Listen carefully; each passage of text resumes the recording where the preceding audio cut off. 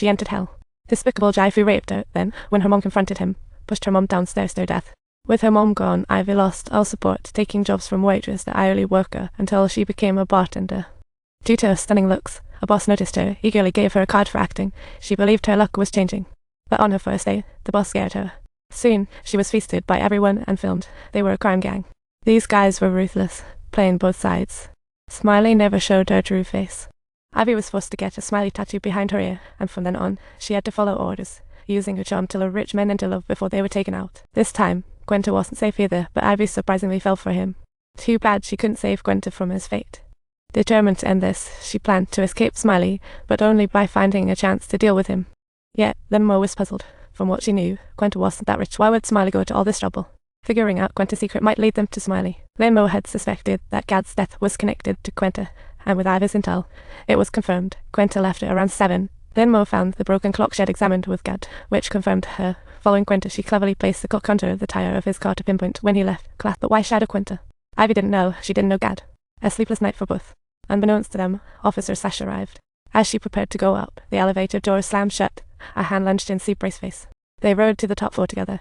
As the elevator doors opened, Linmo stepped out, ready to descend. They locked eyes, and one pulled a gun, the other knifed Sasha, a police officer, after Linmo.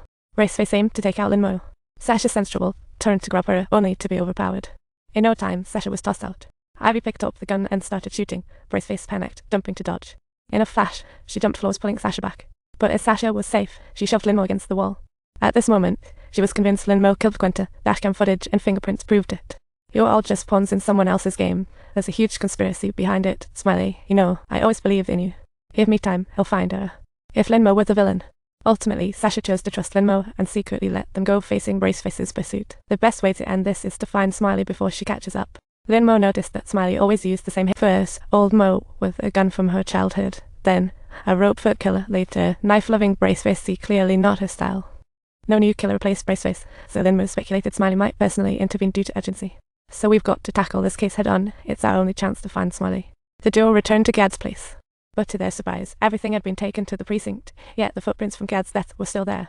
It rained that day. How much sweat did she leave behind? Based on Lynn Moss' evidence from her wallet showing a grocery store receipt, it was a bag of rice. She dropped it and hurried out. What on earth did she need it for? Then Mo remembered there was no phone in Gad's murder scene. That phone likely fell in water. She must have bought rice to dry it out. Supermarket record shows she bought rice at 8:40. Lynn Mo arrived at 10 after getting her assignment. Dad was dead. That means she only had 20 minutes to leave and come back. Lynn Mo speculated boldly. She was in a rush to buy rice to soak up all the water in the phone, suggesting the contents were crucial. While switching numbers, she found a clue. She hunted down a payphone and struck gold. The phone's owner confirmed that Gad made a call that night, but she was acting suspiciously, and the footage was too fuzzy. She didn't even know who she called or what was said. In a world so reliant on phones, it's rare for anyone to remember a full phone number. Hence, the number she dialed was memorable. On his spot, Gad called the police. Less than half an hour later, she was killed. Smiley's intel was swift, hinting at moles in the precinct or her presence there. Then Mo decided to seek help from Detective Sasha, especially since that bag of rice hiding the phone was at the precinct, while she and Ivy were drawn to each other and ended up together right when things were getting inside the precinct. Someone was on the hunt for the inner phone, shocked to find they could speak Chinese. We're here to learn Chinese. Suddenly, a cop with a prominent nose remembered his phone was left at the precinct and hurried back, only to stumble into a mystery of a man in black rummaging around.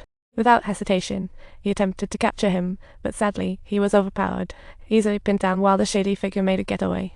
However, during the struggle, they accidentally spilled the phone out of the rice bag, and the next day the police launched a manhunt, but the intruder left no traces at all. Gad's internal phone was hacked, full of Ivy's photos except one of Ivy with a shadowy man.